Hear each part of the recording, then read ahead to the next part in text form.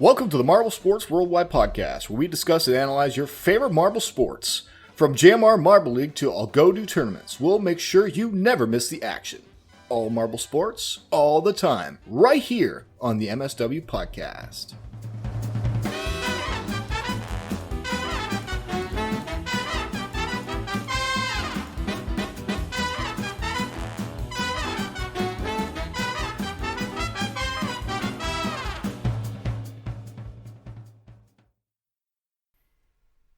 Hello, everybody, and welcome to the Marble Sports Worldwide Podcast. My name is Brendan. And I'm Commander Wolf. Now, Wolf, I'm gonna give you one guess to tell me why I chose that method of introing.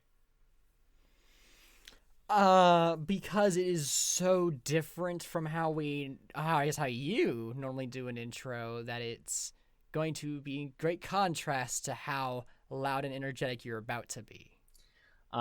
We are going to get loud and energetic, I'm going to tell you what. But I have a lot to say tonight about certain marbles.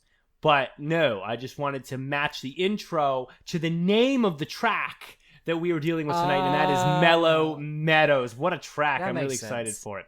But before we get into that, I got a fun little just bunch of information I want to share. So in my office, so the office I work at, okay, I'm an engineering intern right now, just office civil engineering. And every day at lunch, actually every day at like 12:30, we have it kind of timed so we never miss games.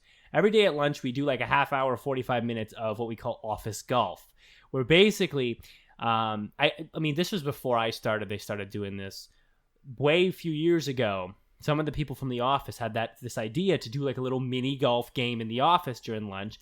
And one of the guys built all these obstacles. And when I mean built obstacles, I mean like built awesome little wood structures that are all different and have different little gimmicks and stuff that like really make for very entertaining obstacles. And then like we don't have like a hole or anything because like we can't like drill a hole in the ground for like mini golf, but we have to like traverse through all the obstacles and finish the course. So we can set them all up, and we have this course, and we have this carpeted area that we kind of use. It is really the most wonderful thing about my job, and I actually like the other parts of my job as well, so it's great. So I just wanted to share with you all the, a few of the, well, there are only a few, so a few of the cool obstacles that that they came up with to make, because they're really amazing. So I figured this would be a good use to the intro. So they have, let's see. So it's pretty basic. Three of the obstacles are just gates. So they're like made out of like PVC pipes. So they're three like, how big are the gates? Maybe like the size of 2 tissue boxes in width, you know, and like the size of 1 tissue box in height. I don't know why I'm using tissue boxes. It came to mind. And they're just gates. They're just like little PVC pipe gates. They're painted gray for whatever reason. And you have to hit the ball through it a certain direction. We have like a half pipe that sometimes we go in with a half pipe facing up. Sometimes it's just a pipe down, like a little tunnel. So those are like normal obstacles. We have a few. There's a bunch of them beautifully crafted out of wood. One of them is this really, really cool ramp. It's about a 45-degree ramp. It's about as long as a couple rulers lined end to end, a couple feet. It has, if you would imagine like the ramp, the hypotenuse of the ramp. It's a normal ramp, except you cut 2 holes. I'd say about 3 golf balls wide each hole, and they're like rectangular holes with curved edges, and they're towards the top of the ramp. So they create little lanes on the ramp. So if you hit and miss the lane, you'll fall in the hole, fall down, and you go out the side, and you have to re-go around to the ramp. It is so cool. And they're about 3 golf balls or 2 golf balls wide and about 5 golf balls long. I'd say the holes are. So they're enough to like you have to kind of plan your shot. What else? There's this structure we call pinball, which is like you go up. It's completely covered. So you go up this ramp, and the ramp is covered, so you don't see most of it. And then the ramp also gets narrower as you go up. It's about 2 golf balls wide at the top, and there's this little hole you have to slip through. And then the other side of the ramp has all these pegs, like a little plinko. So the ball will come down like a similar ramp on the other side, and it will bounce out. And it looks like a bow tie. From a top view of it, looks like a bow tie because you go up into a narrow segment, then down into a wide segment. And we call it pinball. And it's actually quite hard because you can also fall out the sides. And if you fall out the sides, you have to go back and do it again. whatnot. So it's a really cool little obstacle, and it's beautifully made out of wood. We have a couple others. One's called Directional Box, which just has like, it's very simple, like ramp up. It's like this box though. It's like covered, and you can go to the left or you go to the right on it. We have this kind of a similar ramp with like one hole in the center that's just made out of cardboard. It's not the best made one, but it's still cool.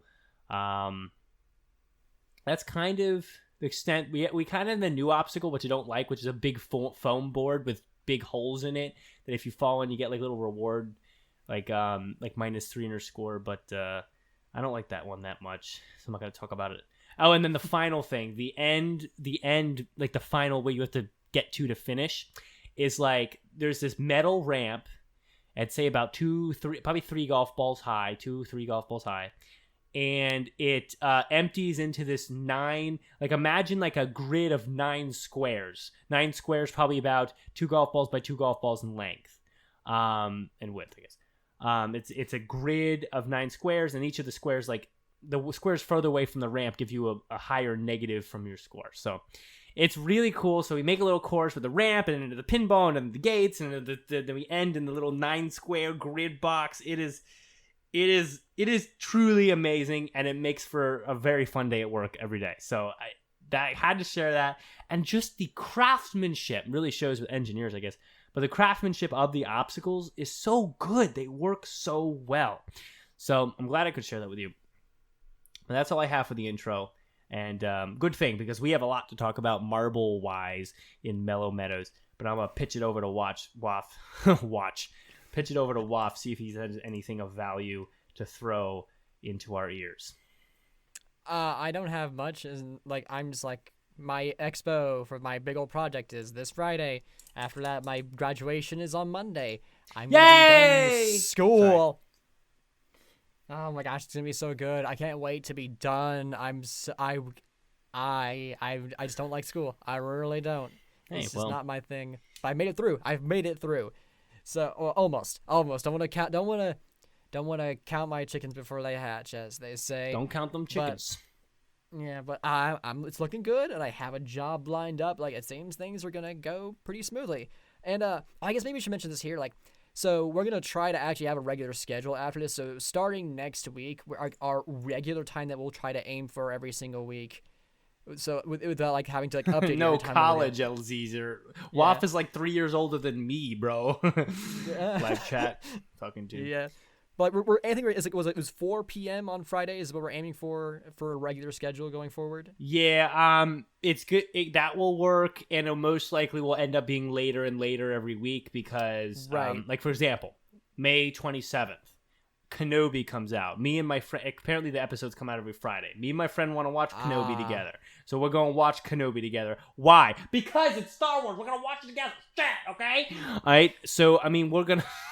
I didn't need to get angry about that. I don't know why I did. Yeah. But we're gonna watch it again. So then the episode will shift to like later in the day, probably 7. I could see 7 being that target time. You know, it might be a little bit later than that too, just because like once my new job starts, like it's like a standard like 8 or 9 to 5. So like that would mean that I would probably be back to my apartment around 6:30, like either like 6 or 6:30. Like it was 6 probably when I went back. So like then like so but that's my time. So maybe like 7 or 8 p.m. your time, Brendan, might be what it ends up being in like a month and a half from now.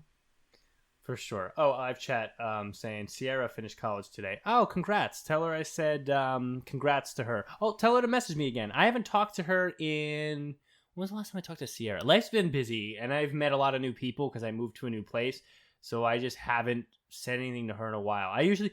Our relationship... since she messaged at me a long time ago, was just sending memes basically. So I stopped doing that because I don't have even the time to send memes to people lately. But man, I think it's been months since I really said anything to her. So say them in her. Say Marble Guy. Reach out to Marble Guy again. I mean, I know I could just reach out to her, but that takes effort, and I don't have a lot of that. So anyway, I'm gonna leave that on you, and I'll be focusing on my life until that day comes. let's get to the news. Let's do that, and then when we come back, we have marbles to talk about. We're gonna hit Mellow Meadows hard, and then we're gonna wrap with emails. So we have emails from last week that are spilled over, and we have new emails this week. So if you have an email that's going to be read, it's going to be towards the end of the episode. So stick around, because we want to hit hard. Mellow Meadows, a lot going on in this race that we need to see, and we need to just kind of explore. So let's get to the news, and we'll see you on the other side for Mellow Meadows.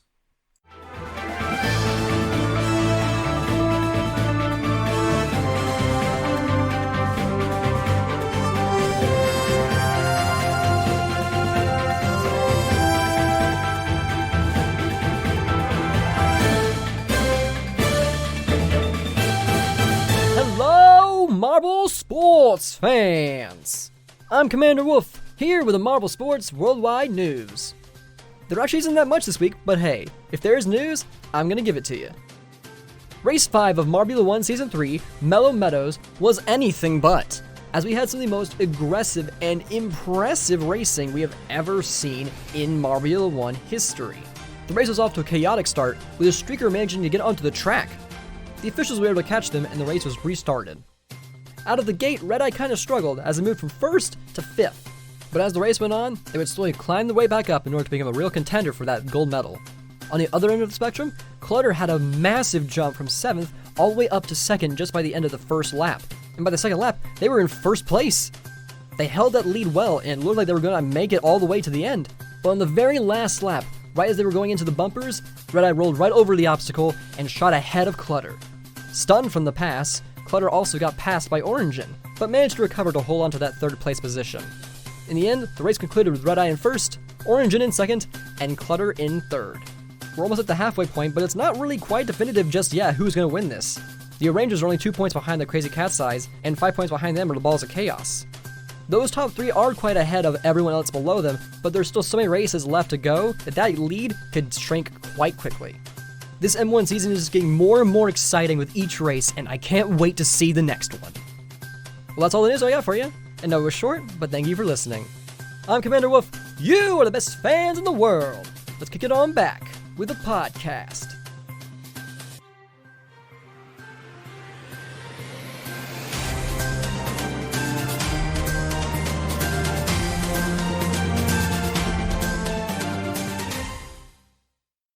Hi, we are back from the news. So I had to put a little mellow touch on it.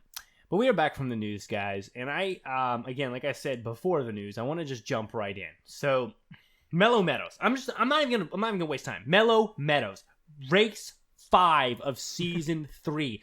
A hugely pivotal race for so many reasons. But let's throw reasons out there, Waff. Why don't we throw reasons out as to why race 5 is so pivotal? Number 1,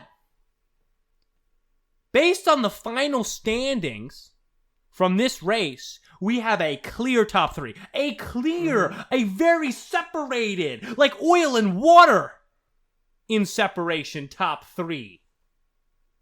For the teams that will be contenders for first place in season 3, Waff. Yep, indeed. And it's a weird one. Like, Red Eye, not expected. Very expected. We all kind of saw this come.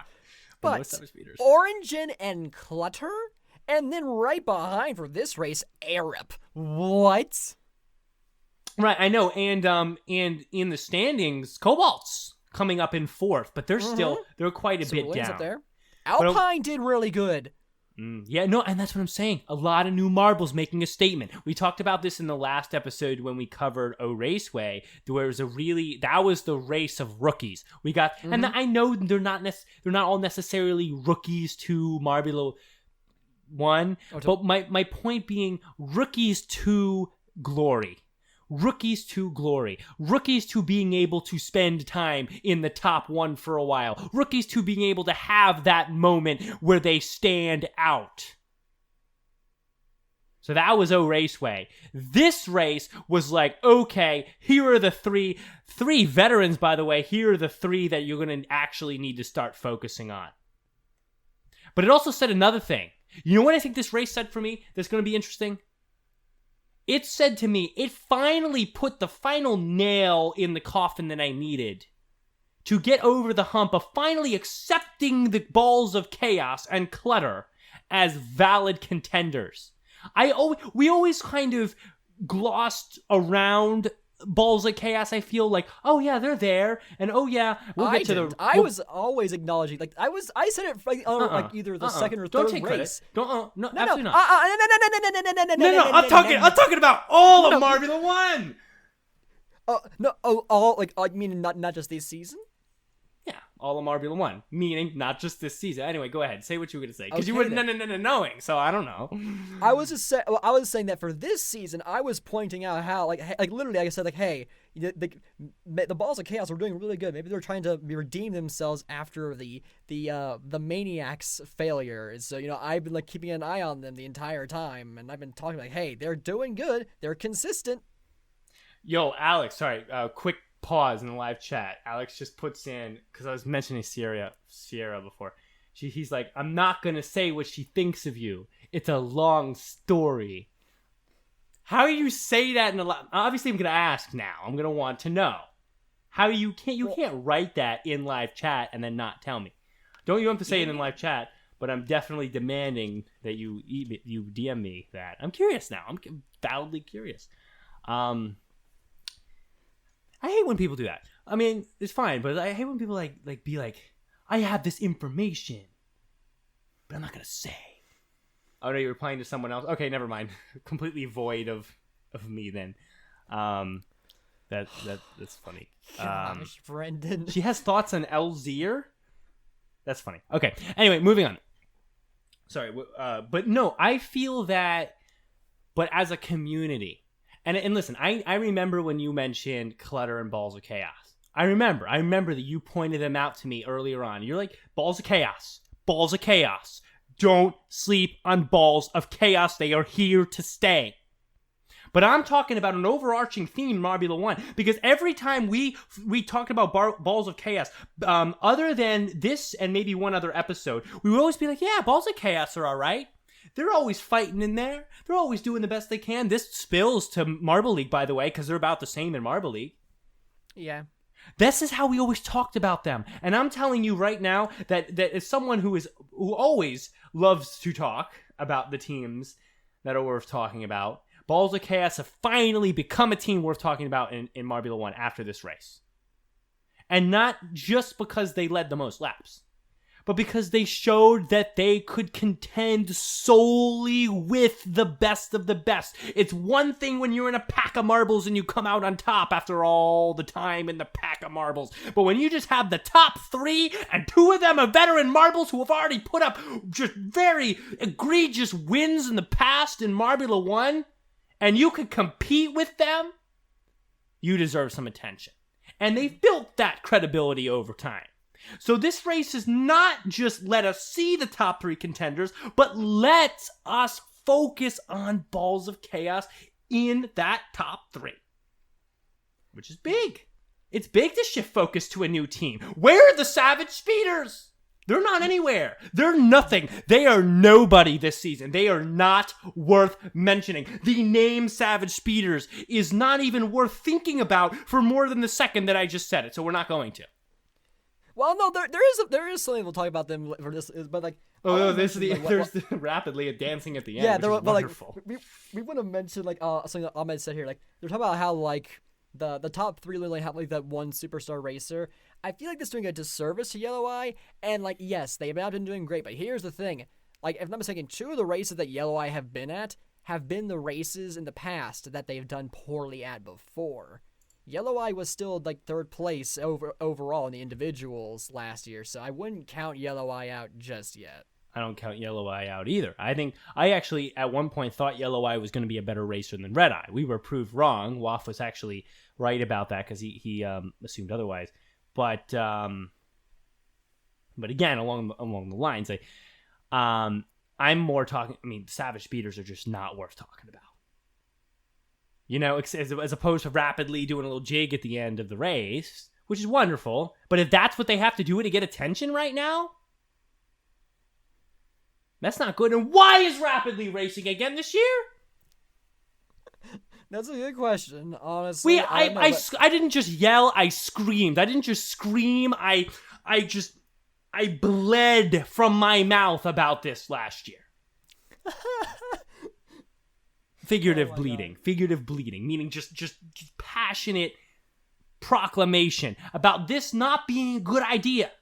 Why is rapidly racing? You have other marbles. I mean, you have two other marbles on the Savage Speeders team that have the some of the highest pedigree you're ever going to find in a marble athlete. Why you would put Rapidly back in when he's proved to not be what he should be for the Savage Speeders team is beyond me. Speedy's also not having a great year, but that's a moot point. It's just it fails time and time again putting Rapidly out there. There's a lot being revealed in the Mellow Meadows race. The Savage Speeders are being revealed that we shouldn't really reveal them. We shouldn't talk about them. That's what's being revealed. I mean, this is enough. This is enough of the Savage Speeders. I don't really want to focus on them now in the race. I want to focus on the O-Rangers. Term, what's going on? I want to focus on the Crazy Cat's Eyes. I want to focus on the Balls of Chaos. And I even want to focus a little bit on the Cobalts and the primary team. Team primary. That's where my focus is. Well, any other revealing things to you? Just Rapidly is either A, is just not serious enough, dancing at the finish line at getting 16th place, 0 points, or B, as Red Roller said, they're just angrily rolling around, just pacing. I think that's more like 16th again. Or was it 17th? I forget. I could see it. I mean, think about it. That's how I would be. That's how I would be. If you were Rapidly, how would you feel right now? You're out of place. If I was Rapidly, I would feel upset and frustrated because I'm out of place. I'm put in an event that I can't thrive at, and I've shown that I'm a good marble athlete. Look at the Savage Speeders in Marble League. Look at Rapidly in Marble League. But he's being asked to compete again in something that he is not really the most capable for. I would be frustrated. I would dance all the way right back up the track, back to the elevator. Oh my gosh. That's what I would do. Back up the elevator. I don't know what's going on with Rapidly. They're clearly giving Rapidly a whole lot of chances, and they're throwing them all out the window here. They have very little time to make it up right now. They would have to do absolutely phenomenal. If they don't, do not bring Rapidly back again, please. They clearly have shown they're just not good at marble racing, but they are good at they're a Savage Speeder. They're good at competition stuff. So put them Marble League. They can do well in Marble League, and you know what they do? They do well in Marble League. I think last year in Marble League, it was either in the sprint event or the relay event. There was one event that we pulled Rapidly out. We extracted him like a diamond amongst the rough and said, "This marble shined in this event," and the event was speed based. Right? Yeah. Yeah, no, I definitely remember that. I can't remember which event it was. It's been a while, but I do remember Rapidly had a very a big standout moment last season. I just don't remember which one it was. Maybe the chat can tell us. Close on me. Triathlon. They got gold in triathlon. That's right. Thank you, Pesky. Alex is saying he thinks the Savage Speeders are going to die in the Marble League too. I would be careful with that. I don't know if I misspoke. I don't know if he's saying that I misspoke into this. Yeah, you misspoke. In my opinion, saying that they're gonna die is crazy because no, I'm not. I would in M1 they are moot. They are not worth paying attention to. Marble League is a different story. You bet that when Fantasy comes out, Savage Speeders will be on my Marble League team once again. My Fantasy team once again. Absolutely. And I've told you that, and I said this last year, and I hold to this. If the Savage Speeders are not on your fantasy team in Marble League, you're picking a bad fantasy team. I don't care who you put on there. And you don't have to put the Savage Speeders in the multiplier. You don't have to go nuts with it. You don't have to do any of that. I'm telling you that they need to be on that team.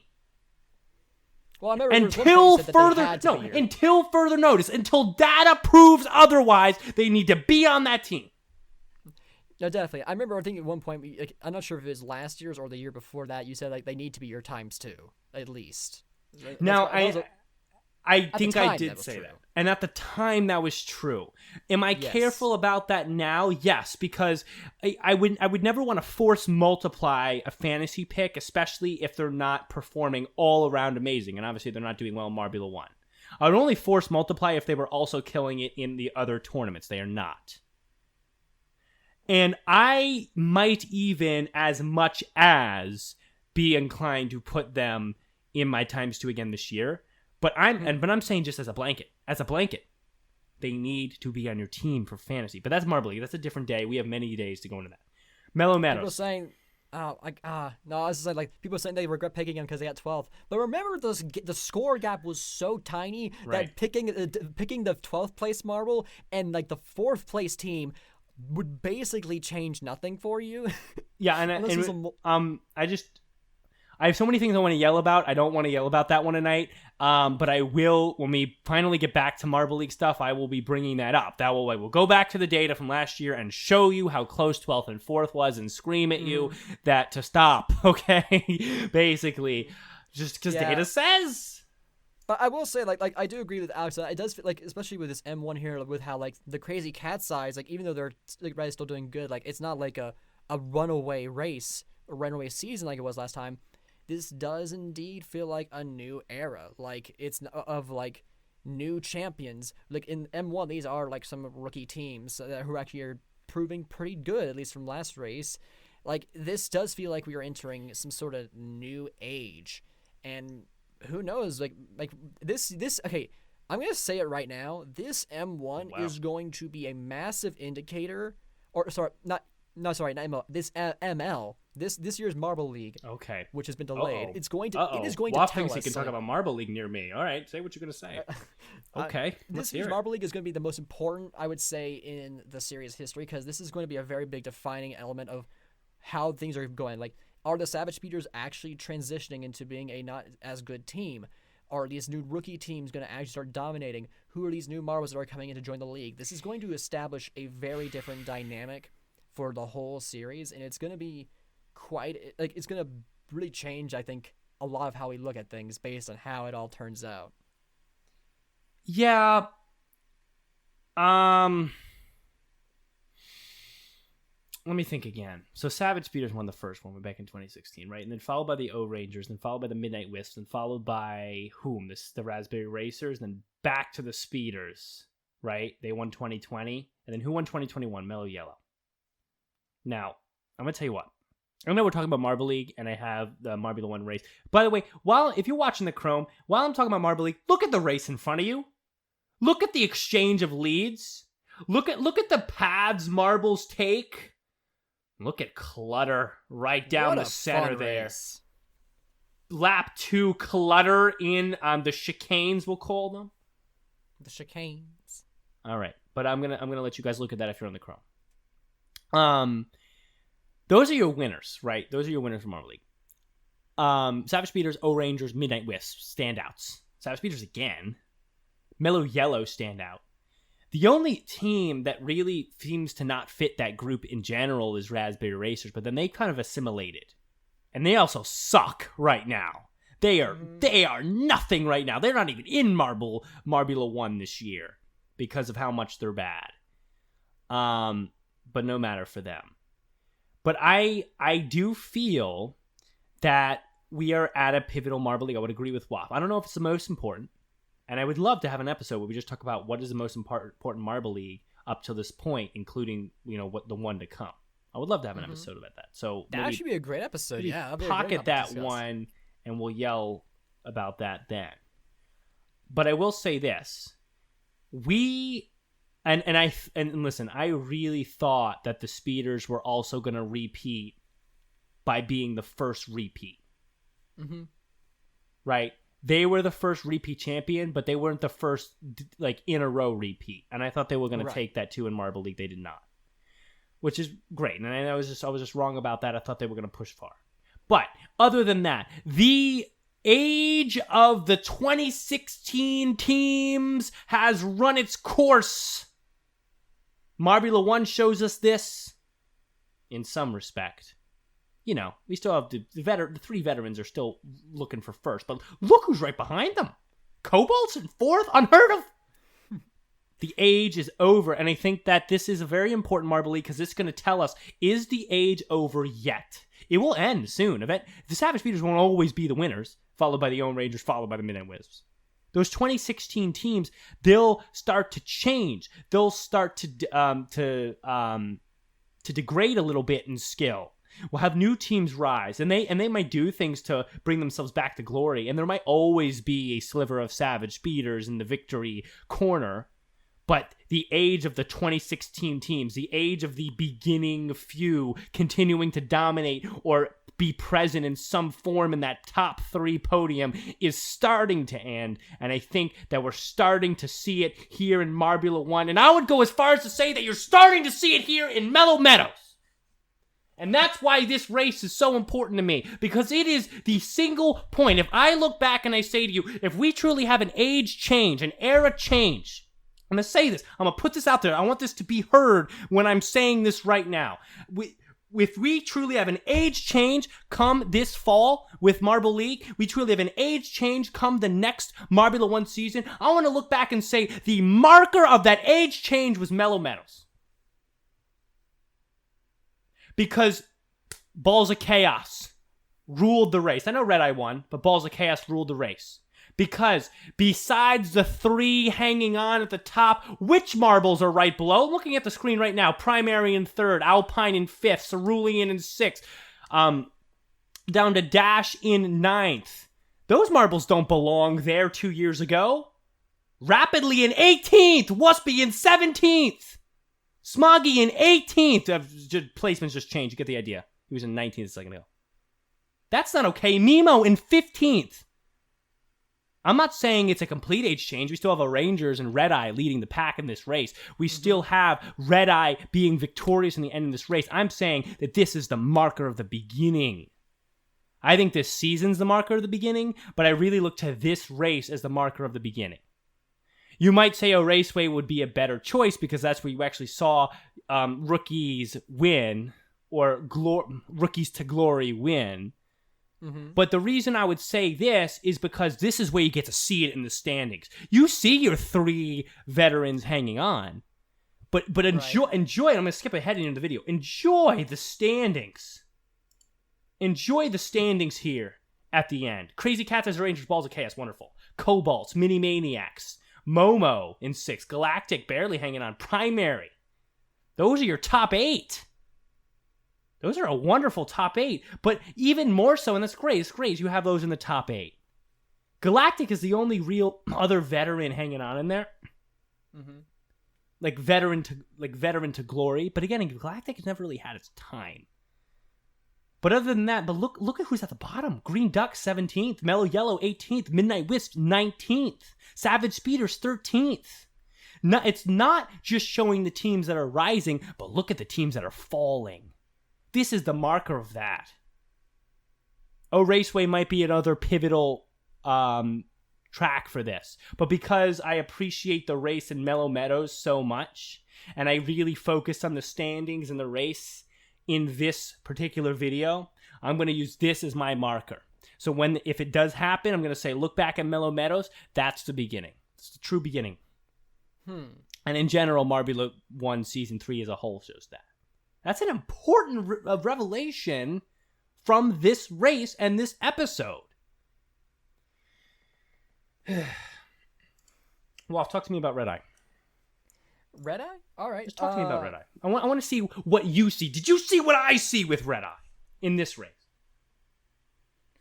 I'm pretty sure I did. Like that. The bumpers, man. Like, we got a sneak peek of that with the high sense event, which we'll talk about a different day. But like, they actually ended up being way more effective than I expected. Like, I thought, this is just like less good helixes, but like those bumpers really did actually spice things up a lot. Like, the way you go through it can alter your like the standings so much. Like Red Eye took the advantage of so like Orange and like getting hung up there for a bit, like going down in a slalom pattern. It's like zoom right through.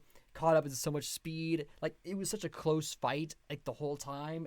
It was so crazy seeing like the changes and like Red Eye actually like they started in 5th, right? Like, after the restart. So like they had a bit of ground to make up there, but they managed to do it. And it's kind of scary every time they do it. I want to focus on a few things here about Red Eye. A few things about Red Eye. Number one is the patience of Red Eye, which is true. It is true. And a racer needs this kind of patience. Okay? Because Red Eye did not take all the places back in one lap. He didn't even take most of the places back in a few laps. He took places back one by one over the course of this race, starting from about lap 3 when things kind of stratified enough for racing to really be called racing. That's why it's good that things are more than a couple laps. But for all the way to lap 11, it was one by one. It was inch by inch. It was track length by track length. And he was patient. At no point during the race did I think Red Eye seemed unsure or unprepared. He always was fast. He always seemed to be keeping up, even with the marbles in front of him, even though they were in front of him. That means a lot. He starts here in about 5th, and I say starts, we're in lap 2, but that's really where it starts to matter. About 5th here. And it's work. You know what, though? It wasn't just grit, right? It wasn't just Red Eye being, I'm going to just be as fast as I can. I'm just going to really try here to be Red Eye in this race, as Clutter leads the pack comfortably. And as our Rangers start to work up their lead as well. Red Eye knew where to make up the ground. Right here is a good example. Boom. Look at the chicanes. Oh my God. Wonderful. Red Eye had 2 strategies for the chicanes. Because and this is wonderful. This is truly wonderful. And watch back this race. You only see about 1 or 2 mistakes over all 11 laps with Red Eye on the chicanes. And by chicanes, I mean those tan circle things. All right? There's a lot of different types of chicanes. I mean the tan circle bumpers that stuck out. There were two winning strategies that Red Eye used to always be effective in those chicanes. And that was, well, depending on how he approached them. So if he had the opportunity to see the middle of the chicanes, to see that middle line, he dove in the middle line. That's easy. Any marble would do the same, right? Right down the middle if he gets a chance, and that's a lot of speed down the middle because, you're staying off the bumpers. So you're not going to lose any speed that way, right? That's an easy one. But sometimes Red Eye didn't have that line. And he did something that not many other marbles did in the race. Most marbles, when they didn't have the line down the middle of the chicanes, just let the chicanes control the racing. Right? Mm-hmm. Let's see it here. Let's just see it here. I'm just going to... Please, you should be on the Chrome at this point if you're not. We're watching the race. Look at all these marbles come down here to the chicane. Even Clutter. And Clutter did pretty well in the chicanes. That time he did there. But look at the majority, the pack of marbles, if they don't get that middle line. It's left and right and left and right. Right? I mean, you think, how else could you go through them? Well, Red Eye did something interesting. Red Eye knew that left and right, this was no helices. Right? This was no helices. Sometimes playing with the obstacles is the best way, but this time it was not the helices. You didn't need to play with the obstacles as the smartest way. If you couldn't get the middle line, what did Red Eye do? He just went right over the top. He sped over the top. He put extra energy into that moment, and he sped right over the top, mostly down the leftward line, as you see the O-Rangers did for second, but Red Eye was very good, and sometimes he would get not only over the first bumper, but he would roll right over the second one, too. And that was amazing. And he would gain a lot of ground and make up a lot of space with that strategy, because he never let his position. He would never opt for only one option. And most marbles do that. Most marbles are like, okay, obviously the middle is the best, so let me try to get the middle. And when they don't get the middle, well, then they just kind of falter out there. Red Eye's like, all right, I'm gonna get the middle sometimes, but sometimes I'm just not gonna be there. What do I do then? Okay, best path, let's roll right over the obstacle, because rolling over the obstacle is faster. Rolling over the obstacle is going to be the most useful if I can't get that middle line. Does it again here, right over the 2 obstacles and straightens out. And he's right on Clutter after that in lap 7 because of it. Oh, Rangers are left way behind. Beautiful racing. Yeah. Beautiful racing. And that stands out, Waff. Mm-hmm. All right? No, I agree, man. It's a great race. I wish I got a chance to rewatch it before this, but I got caught up in so much. I would have had more to say if I had it more fresh in my mind. No, truthfully. But there was a lot here. Now, I want to point out one other thing that Red Eye did a lot. Now, Red Eye was also hurt by this a few times with Clutter, which shows Clutter's ability as a racer. And Clutter's ability as a racer stands out similar to Red Eye's. It's just that Red Eye is more experience. He's a better racer than Clutter, but Clutter had similar things. Was smart through the chicanes. Did the thing that Red Eye I'm about to talk about. He did this too to Red Eye a bunch. And then Clutter also got out early. He got out to elite early. And it's kind of like in Mario Kart. If you can get out to first early, like within the first half a lap and get that space, then if you have the right items, it's kind of easy to defend for a while and kind of hold that lead. So same idea. So Clutter really was smart about getting out there quick. Now, I don't know how to put this into words very, very easily, so I'm going to do the best I can, and I'm going to hope Waff picks up with me what I'm talking about. Okay. Right, and you'll see this in lap 9. I think you're about to see it right now. Let me see. Is it about to, I might be about to come up here right now. It might have been earlier in lap 9. I'm going to try to see if it comes out here in lap 10. I thought it was like one time at the top, one time at the bottom with Red Eye.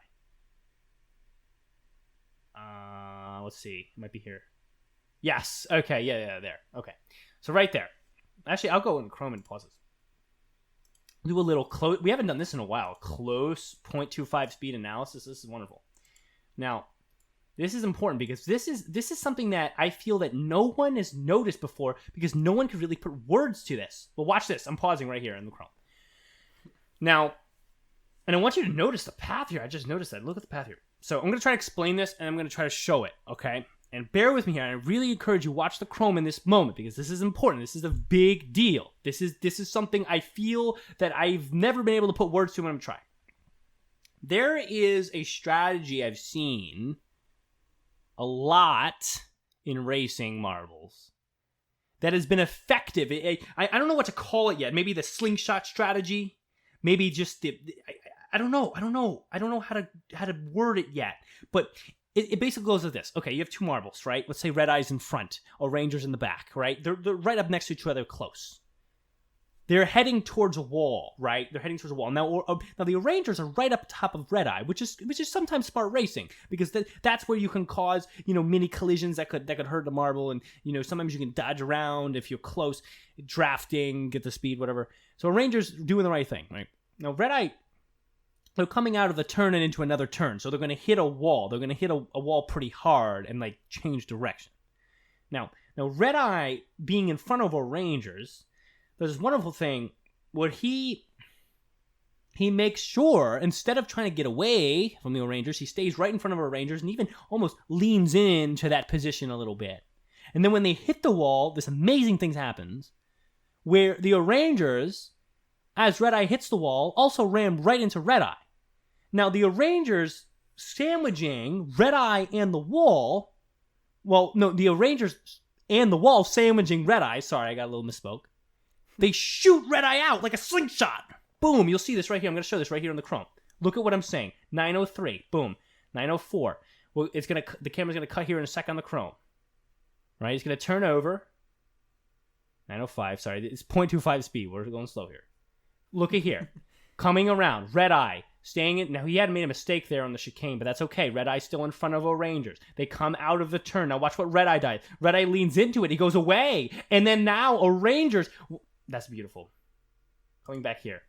What happens? I'm going to show it again.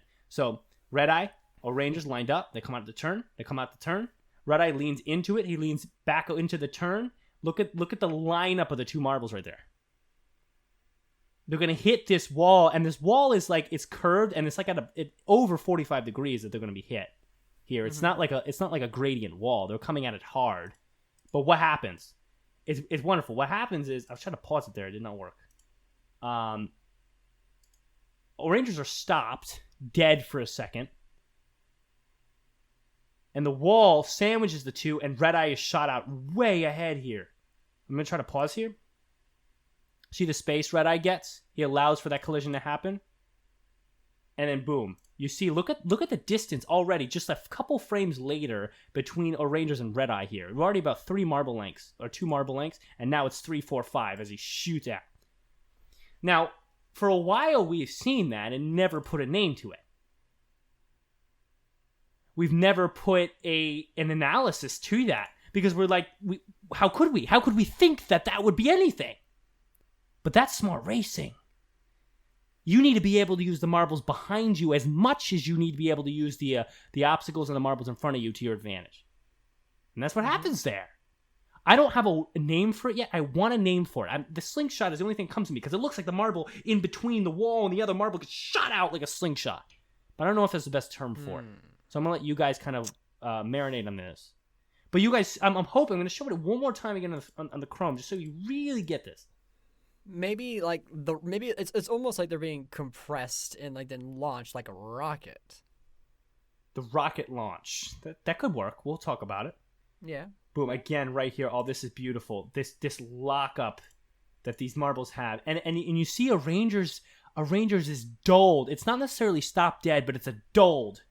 The speed is halved on the O'Rangers, and they don't come out fast, and they don't come out with dynamic pep to their racing after that movement. Now, Clutter put that movement on Red Eye about lap 7-6 and got a lot of space, and that's why he had space for about 4 laps until Red Eye's like, this is not happening, balls of chaos.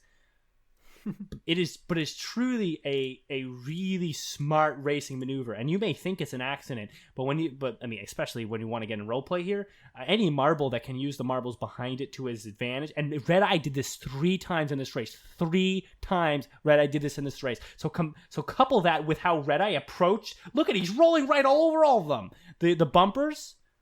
I mean, truly, this is the top of the mark racer. Now, Clutter just did that to Red Eye there, not like in a major way, like in the other one I just showed you, but he barely ticked him, but it dulled him for a second, and you see that, and start to look for that, start to look for those compression of marbles and that rocket launcher, that slingshot, because that's huge. That was revealed to me more here in this race as well. Big race. Man, cannot stress enough the importance of this race. Pinching. I like that, Alex. Pinching. Live chat. That's wonderful. Pinching. It's a pinching maneuver. Except instead of pinching, you are being pinched. And that pinching, that's a rewarding maneuver. Very happy with that name. So we're going to call it that. We're going to call it pinching. The use of pinching. Defensive pinching, offensive pinching. No, because it's not offensive. It's defensive pinching. Because you're getting pinched on. You're anticipating the squeeze, so you thread the needle right between them before it happens, before they block you, so that you get launched instead. Right. So like threading. We'll talk about. We'll ruminate. We'll ruminate on this. I like the word ruminate in this case. We'll ruminate on these things. I mean, I really wish I had rewatched it just so I could match your energy. But like it's like I do. It is a good race. I just wish I could remember it and recall it much more clearly in my head right now. Sometimes I watch a race, sometimes I'll watch a race before the show, just right before, and I won't get a lot from it. I'll be like, this just seems like another race. But sometimes you watch a race and you really are revealed to things, and that's why I love Mellow Meadows tonight, because I didn't even know that I was going to think these things, but I watched it and I saw it. Yeah, that's. And I think there's some episodes where I just feel lackluster, but Waff sees so much, and Waff's talking, and I'm just trying to bounce off him, and he knows a lot, and that's how it is, and that's why we have two co-hosts, because not every time are we going to pull everything from the race. But I'm going to tell you tonight, Marble Guy's livid, but in a positive way. What's the word for that? But in a positive way. Like, I'm just excited, ecstatic. There's a lot going on, Marble-wise, and I cannot stress enough. You listen to any episode, listen to this one. I think there's a lot in this one. But we should talk about other aspects. For instance, the beginning section of the interference. They've done this before. I don't remember what we said, like how we felt about at Tumult Turnpike, where we had like the streaker on the field on the first lap. I know we didn't even get to like that part of it because there's just so much with Red Eye and Clutter and O'Rangers. By the way, just to cover something quickly before we jump into that, and then we'll have to jump into rating and then jump into emails, so this will be a longer one, but I just want to cover one more thing. So you'll see different racing styles from the top three. Red Eye, obviously, we talked at length about his racing style, and it's smart. It's very good. And Clutter, I mentioned a little bit his, at least in this race, his ability to get out in the front. And if he can't maintain front right to the end when he has to deal with Red Eye or Rangers, but he's able to keep up with them. Rangers' racing style was different than both, and I didn't really get to like really observe it as much as I'd like to, but it seemed to me that the Rangers like they just. The way they race is very intelligent. Like, they have an understanding of how racing works and how a course will feel and how marbles will move. They always seem to be in the right place. Not necessarily the most opportune place, but the right place. And so they always keep themselves in competition, and they'll move placements a lot. Rangers will rarely stay in one place for a long time, but they'll never drop too low. Mm-hmm. I'll give O'Rangers credit. It's a good race. It's a hard race to be good in when you had Cutter and Red Eye really being strong in this one. But the O'Rangers did a solid job. They were up to second. They were down to fourth. They were down to fifth. They were up to third. They were all over the place, but they finished in third, and they knew how to use the marbles around them to achieve what they wanted to achieve. That works to an extent, because with Red Eye, it's hard to really use them, but it was smart racing. So, well, if I'm going to turn over to you, you can talk about the streaker, you can talk about rapidly, whatnot. And we'll do emails. I was just gonna say it's funny to have like that drama back again. I personally don't mind. I thought about it. I don't mind it. I like them adding stuff like this in, especially since they most likely filmed it after the actual race, so it's not like it actually changed anything. I'm pretty sure. I think even like one of the former JMRC has mentioned on the show like how like whenever they do that stuff, they always do it like after the main race. So Right. like they have the result already planned ahead. It's like, hey, we can add a little extra spice to this if you want to. So yeah, like I love that. Like it adds to the like someone pointed out, like I think it was like on the roll, like the marble looked like it was like another mellow yellow one, just like the streaker from Tumult Turnpike, if I'm not mistaken. So it's like, is this the same marble again? That's interesting. I figured it was just Mellow Yellow because Mellow Yellow, like, course, right? I didn't think it might be the same. Yeah, it's true, but like it'd be kind of funny if there's actually a canonical, consistent streaker in the universe. It'd be wonderful. Oh shoot! Did we ever mention like on the show like Marble Earth is canon again? I know Marble Earth was like accepted. Oh yeah, congrats to Stint on that, by the way. I Big know that's fan. out of the nowhere, but like I had to say it before I forgot. But like Out of the Marble frick Earth of the is nowhere. canon again. I forget when I said that, but it was a long time ago. Oh no, that was one of my reactions to beating a GD level. I was like, out of the frick of the nowhere, I beat this. So I'm bringing that back. But yeah, I'm very happy for Stint. I'm glad that's a part of it, and he deserves it. He works hard on that, and a lot of people work hard on that, and that puts like it's hard to really bring the podcast or even the other especially the other podcast. Who stays away from not because I think they're any worse. I think because they even more stay away from more analysis based work.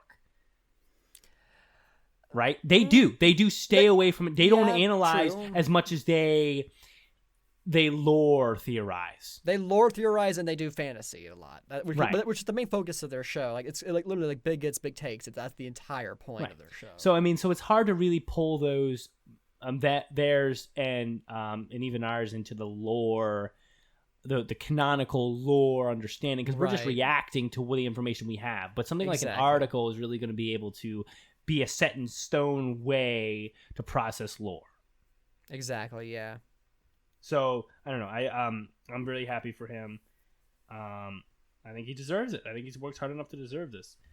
Agreed. That being said, I think we should, unless you have something to say about rapidly dancing again, let's cover. I'm gonna cover. We have emails to cover. We have to cover them. Yeah. Oh, we didn't rate. We didn't rate it. Oh, rate it. This course here. Okay, so when I rate, of course, the track is more in consideration than the race itself. Obviously, the race itself is one of my favorite races. I think in Marbula 1, based on the information revealed, but the actual track itself I didn't love. I liked it. I liked the track, but does it really match Mellow? It doesn't match Mellow at all. When you think of a Mellow track, you think of a track with straights for speed, but not too long, and then kind of couched by more gradient turns. There was a lot of sharp turns on this track. True. So I'm going to go as far as to say that this track didn't perfectly match the vibe I was expecting. However, the track was good, the race was good, everything was very good. It's hard to argue with the actual track layout. So I give this an 8 out of 10, but 2 points docked because it didn't really match vibe with theming. Yeah, 8 Also, out of 10 sounds good for me too. Sorry, Wolf. There's not much effort put into theming. I mean, I know it's just yellow, but I mean, come on. There could have been a lot more yellow in the track. Yeah, I did love the pasture section, or like that the idea of like the sheep and stuff. That's a very mellow feel. I wish there was more of that. So aesthetically, they could have done a little bit better. Yeah. And where's that? Yeah, where's that like on the course? Like, why is that stuff not integrated into the course? It still doesn't make any sense to me. Why not?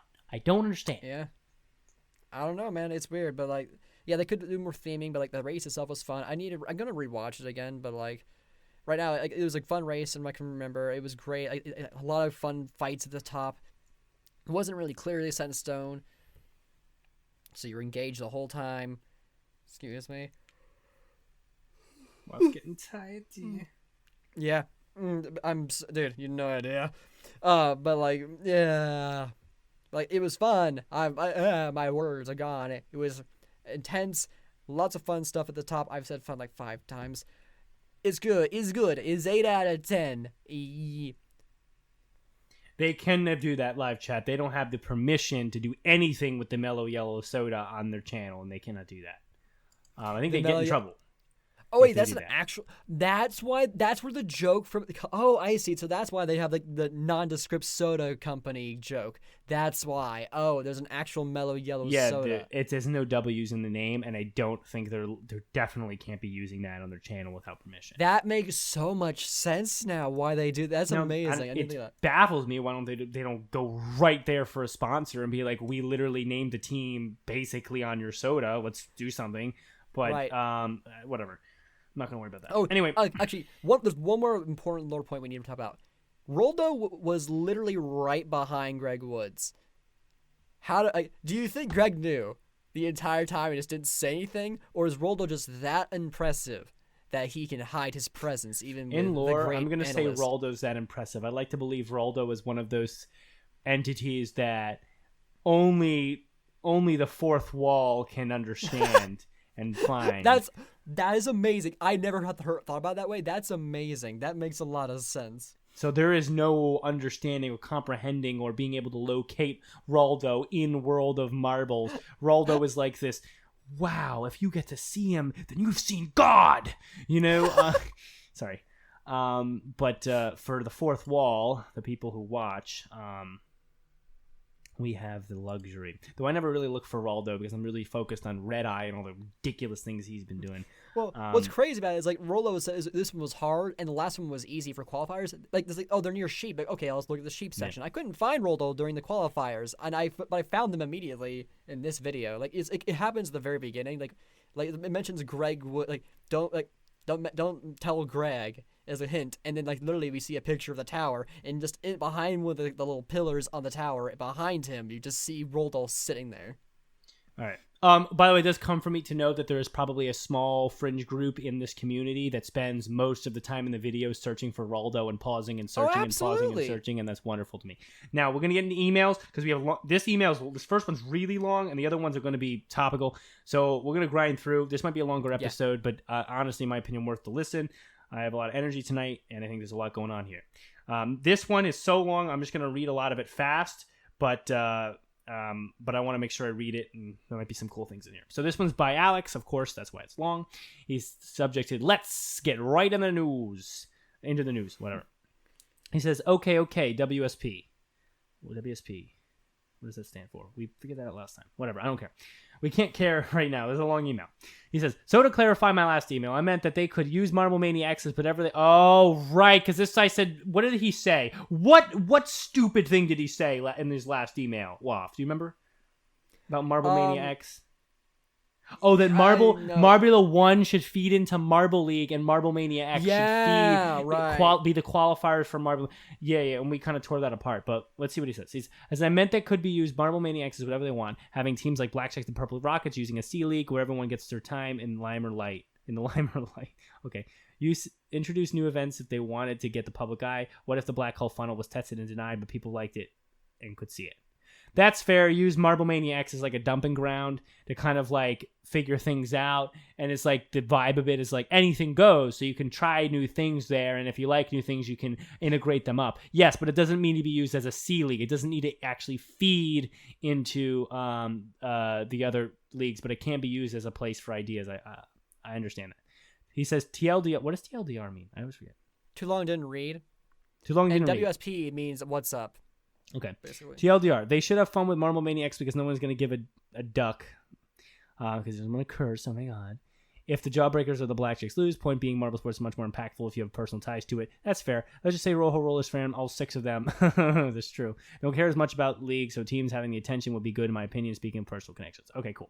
Next, so I'm shopping at Etsy for marbles. I search for Marble Track and recognize one of the seller's name, Racing Marbles League. Oh, wow. Racing Marbles League. I wonder who they are. All right. I searched up on YouTube and watched one of the videos. I comment for it, by the way, if you didn't know. I don't know how you wouldn't know. I talk about them a lot. I was ecstatic. This is marble racing at its finest. I remember why I watched before. I thought Crimson Lady, Goat T-Bot, I essentially thought it was meant to be like Lead Cookie or Eminence Racing. Not serious. Alex, you know that I am the commentator for that. We'll get there. Okay. Feel free to read that sentence as many times as you want because I'm upset I just didn't finish the video long. Okay. You thought it was meant to be like Lead Cookie? No. It was very good. They're the future of marble sports. Here's why I loved it so much. Good. RML love. Let's hear it. It felt fun. The tracks were imperfect, but it had... Imperfect? Okay, well, we're going to talk. But it had the same vibe of playing in your bedroom... What? I think it's a professional production, but I'll read. Playing in your bedroom late at night with a notebook with scores, I felt the need to mention. Are you watching Season 3? Season 3, to me, is almost as professional as JMR's production.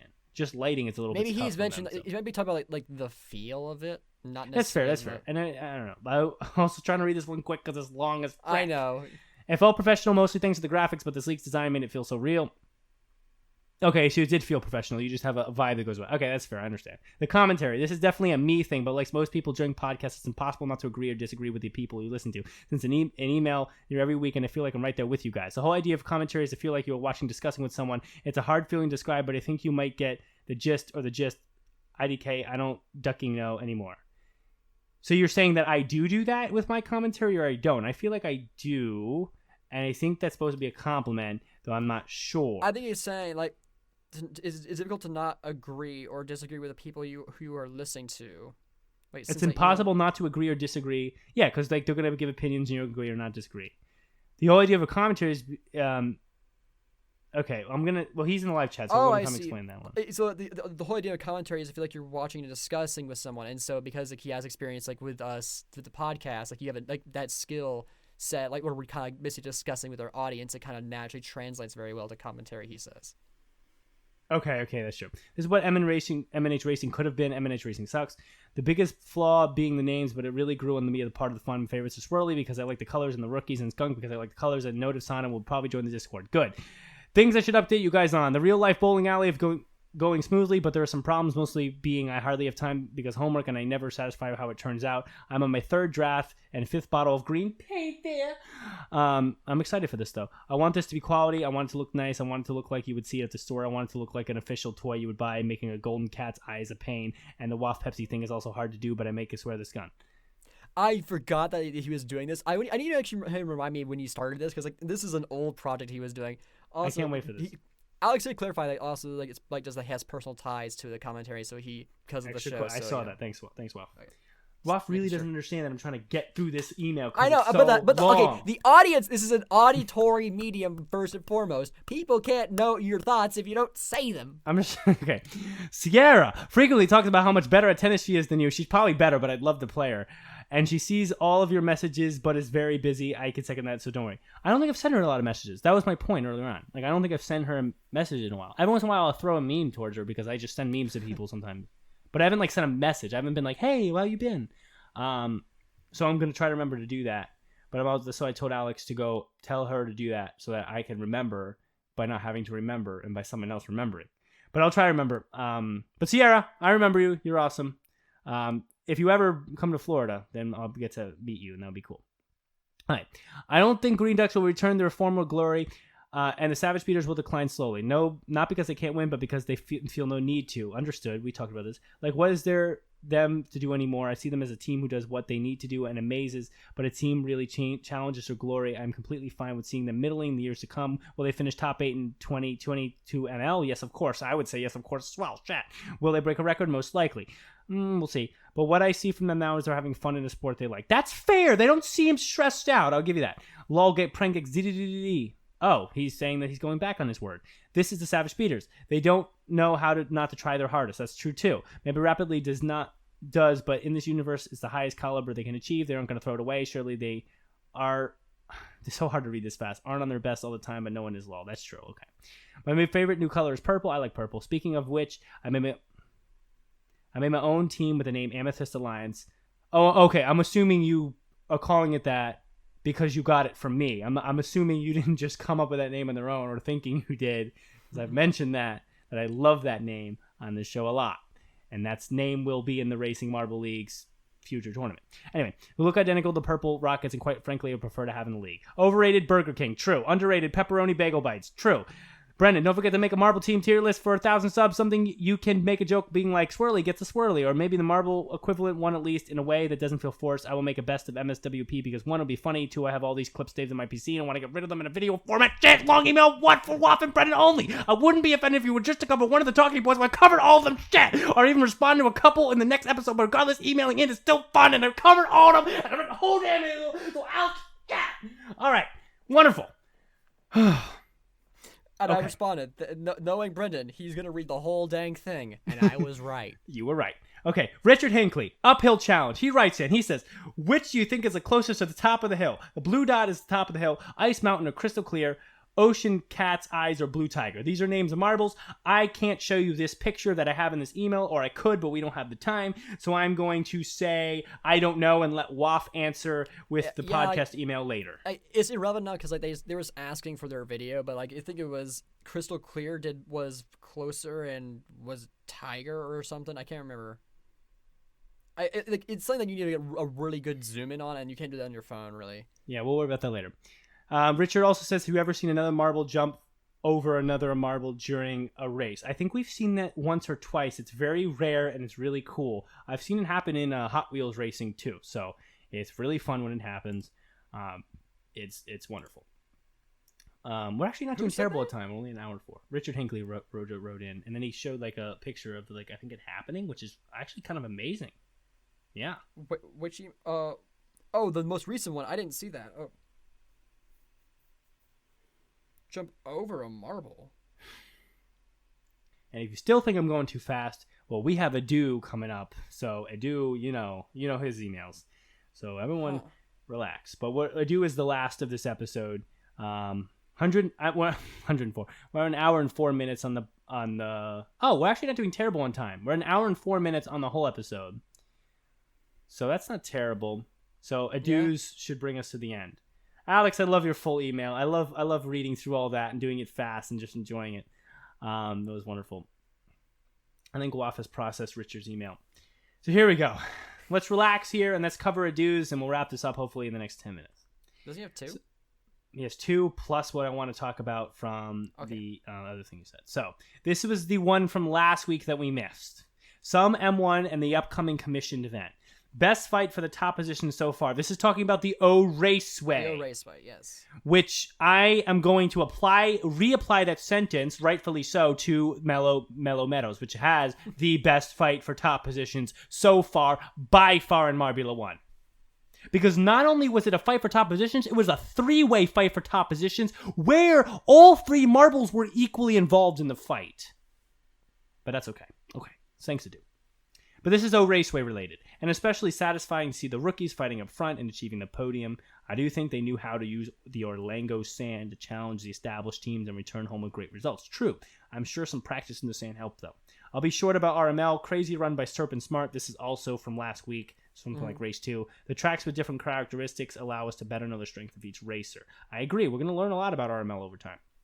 Oh, a Marble Sports tournament based on a major sporting event, in this case FIFA World Cup. The idea is common and doesn't go in line with their current content. The very reason they dropped their earlier visions from 2015 to 2016. Apparently they don't even recognize those anymore since they're publicizing this commission as their first IRL event adaptation. However, it's a different beast because an official sponsor steps in to make it happen. Currently, JMR is the only player that's relevant enough to attract and strike such deals.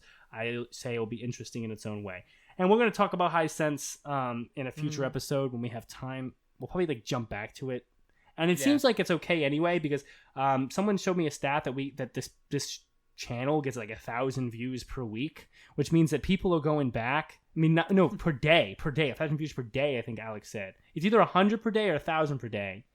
But even so, based on the fact that each new episode gets about 200 total, means people are going back to old episodes ad nauseum, 100 per day, Yeah. and listening to them, 100 per day. That's about we'll round that up to about 1,000 a week. People are going back to older episodes and listening to them. Many people are. Many people are seeing the titles and the topics of older episodes and wanting to dive in. If we're getting 100 views per day steadily, he showed me stats. So I think it's okay if we jump back to High Sense because that episode will still hold up as a episode to analyze that that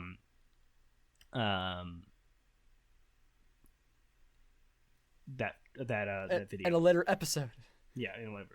Okay. Edu, GJ. Coming in with this week's email. Whew, here we go. M1 title fight and a pause coming soon is this subject. Wonderful. Edu says, sometimes I wonder if the goal of having a special features in every track is to nerf Crazy Cat's eyes. Absolutely not. Definitely not. Because Crazy Cat's eyes are the best in the business. They are the best team in Marbula 1 at taking advantage of a new obstacle. Mm-hmm. You've seen that. I don't have to tell you that. Okay. Amethyst Alliance is truly a wonderful name, by the way. I came up with that name. That's mine. I was trying to go with Amethyst for purple. I was trying to think of a purple name team. And I was like, Amethyst, but I need another A. I want that alliteration. And I was trying to stretch past just the word team and the word clan and the word, or whatever it is, balls of, or whatever. And I was like, Alliance. Oh, I love the few minutes of dopamine of coming up with that name. Those were wonderful. All right. So, with the new obstacles, it's not all about pure speed, but it doesn't make a difference for Red Eye. They adapt and play smart, staying within striking distance and waiting on opponents' errors to jump ahead when it matters the most. Fortunately, Origin and Clutter stepped up their game and made sure to join the breakaway battle. I know, it was very fortunate because it made for an actual exciting race and not just Red Eye, plowing through, because he plowed through those obstacles. Now it's up to their partners to continue the good trend. But another news caught my attention. Okay. JMR dropped a few comments about what's next. We'll have the midway break after the Honey Dome, giving space for production of M1. ML22 will now release in the fall. I heard that. It's late. Yeah. And the poor Marble Rally was kicked to the curb once again. But truthfully, that's not the most popular thing on the channel. And maybe dead but for the it's a year. Staple. Yeah, but come on. The channel's making changes. And if this is the year of changes for the teams within the channel, this could be the year for changes in the content. Yes. Thanks, Will. Felt like I had to yell that, so we all heard that. Do I need to say it again? If this is the year from changes for the teams within the channel, then this might be the year for changes within the content. Okay, good. And maybe dead for the year. Domino effect from the MX disaster? I don't know. No, definitely not. Definitely not domino effect from MX. MX is kind of an island as to what was good. Because there was a lot of good things about MX. But that didn't cause... And there was a lot of bad things about MX. But did not cause Marble Rally to be kicked to the curb. Marble Rally was kicked to the curb because Marble Rally does not pull the views that the other series pull. And honestly, the view count on JMR is not good. It's going down. Wrong. It's fluctuating down by the last couple years. Their subscriber count went from 1.37 million to 1.36 million in this past week. And that might not sound like a big deal, but that's a lot of numbers. 1.37 million is 1,370,000. That's the number. That's what that is. 1 million, which is a lot, 370,000, which is a little bit of a lot, but a lot still. 1.36 million is 1 million. I can't believe I have to spell this out, but I'm going to do it. 1,360,000. Which means they went from having 1,370,000 to approximately, and you could argue they went from exactly 1,370,000 to 1,306,999. And they lost one sub, but that's probably not the case. They were probably within the 70,000s. They're down within the 60,000, which means they could have lost upwards of about 10,000 subs to drop that low. Probably a few thousand. That's not good. View count is not good. So you think JMR is going to sit there and be like, okay, let's roll out our least revenue effective series? No, they're not going to do that. They're not going to do that at all. And that's why Marble Rally hasn't come back yet. There's only one reason. Alex mentions like how like, oh, we have a better view ratio. Here's the thing though, we are a small channel, so we are so niche that if you're here for the long haul. JMR was big time in like mainstream, quote unquote. So there were a lot of casual viewers who were there for a bit, but then decided to fall off. So like, JMR was it makes trendy sense for for a them while. to have a lower ratio than us. No, but yeah, I don't know. But I mean, those are talks for less busy Marble sports times. But let me finish off with one more thing. This is for all those RML fans out there. We'll cover RML for a second. Racing Marble League. I'm gonna read what Edu has to say. This is like an email that wasn't supposed to be an email, but I'm making it an email, and then we're gonna wrap up for the day. So Edu says this regard. He says, "I'll drop a possibly controversial opinion here." That's what he says. He says. And then in bold, he says, "I hope we'll have a new champion this season," talking about Season 3 of Racing Marble League, "because it's a result that would be beneficial for the future of the series." That's in bold. Okay. And then next, he says this. He says, "Imagine an outsider finding out all 3 seasons had the same winner, without any additional information. This outsider doesn't know many races were hard fought. They don't know Season 2 was decided on the last lap of racing by small details. They'll probably think it's not worth it because they just know the same competitor comes out on top every single time. That's fair. People will believe that there's only one marble worth paying attention to, eventually leading to a praisers-haters polarization. Literally an red number 3 situation. A new champion will be the best proof that up-and-coming racers are raising the competition level and shuffling up the order by giving the established racers a run for their money. Outsiders will have a first impression of a close, tight battle between multiple contenders in a high-level field that's always improving year after year with the introduction of new talent." Now, I'm just gonna say this. I agree with this viewpoint. Like if someone was like, take a viewpoint on the winner of RML Season 3, I would take Edu's. That's what I would do. I would stand with Edu on this point. But I always like to consider as many perspectives as I can, so I'm going to play one devil's advocate here, which is important. This is important for specific to Marble sports. Okay, this is true. Now, I don't like this argument as much as I like Edu's, but it's true. It's a true argument. Now, when you have a coin, heads, tails coin, right? Now listen to me, Waff. You're going to like this. Okay. When you have a heads tails coin and you flip it once, right? You flip it, you go flip, boom, heads, right? Wonderful, heads. Right. You might flip again. You flip a second time, you get tails. We're like, oh, well, that makes sense. It's 50-50, right? You flip again, right? You get heads again. You might, right? Then you get tails, and you make it tails twice, and you make it heads again. Now, over time, if you flip and flip and flip and flip and flip, you will get an average of 50-50. Right. Within all those flips, though, you're going to have a moment where you flip, and you can get 1, 2 heads in a row, 3 heads in a row, 4, 5, 6. You're going to have 6 heads in a row at some point. Sure. You're like, wow, I thought this was 50-50. What's going on? Right? Now, that's when people are more likely to divert away from the solution that luck is involved. When 6 heads are in a row, they're like, something must be wrong with this coin. Now, mathematically, when you talk about coins, there is an explanation for that side. Now I'm using the other argument when I'm talking about marble.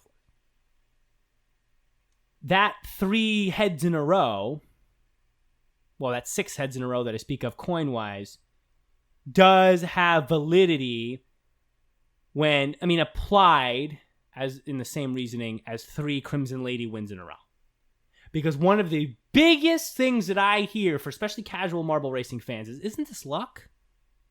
Isn't this luck? Right. How could this be skill? How could this prove good marbles and bad marbles over time? Even though there actually is data, especially on JMR, to support that. Yeah. So Crimson Lady winning a 3rd season in a row, while creating some arguments, because people might be like, well, that just shows that, things are always going to work out a specific way because it's just gravity. Mm-hmm. Shows how narrow-minded they are about how marble racing works. Also shows in a large way that it's not just luck. Because if Crimson Lady, the same marble, wins 3 times in a row, well, now we're starting to get that 6 heads in a row. We're starting to stray away from it being just luck. Mm-hmm. So I just wanted to point that out. That is an advocate for the other side.